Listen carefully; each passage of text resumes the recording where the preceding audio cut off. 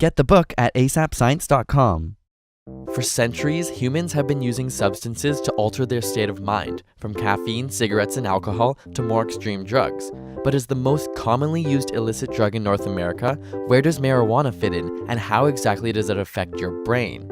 First, we need to understand how the brain functions. Your neurons are the cells that process information in the brain. By releasing chemicals called neurotransmitters from the axon of one neuron to the dendrite of another, they change the electrical charge of the receiving neuron, consequently exciting or inhibiting it.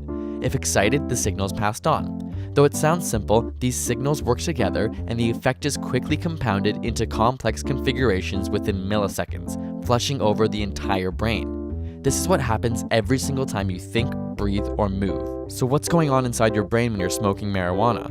Well, unlike alcohol, which contains molecules nothing like those in our body, cannabis contains molecules that resemble those produced in our very own brains, cannabinoids. Though naturally, these cannabinoids circulate in much lower quantities compared to the large influx imposed by smoking. Specifically, the chemical tetrahydrocannabinol, or THC, resembles a natural transmitter called anandamide. These cannabinoids are specialized neurotransmitters released by neurons having just fired.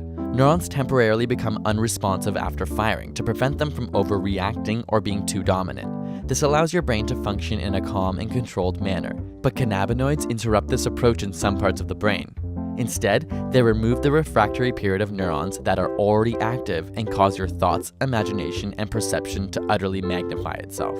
This means once you begin your train of thought, it becomes the most significant and profound thing ever. You can't see the big picture or even recall your last epiphany because you're caught up in the momentum of a particular idea, and your neurons keep firing until a new idea takes hold and you go off on a new tangent. These cannabinoids also affect the levels of dopamine and norepinephrine in your brain, often leading to a sense of euphoria, relaxation, pain modulation, and general enhancement of an experience, though sometimes causing anxiety.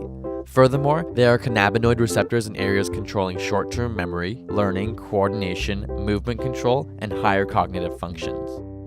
Got a burning question you want answered? Ask it in the comments or on Facebook and Twitter, and subscribe for more weekly science videos.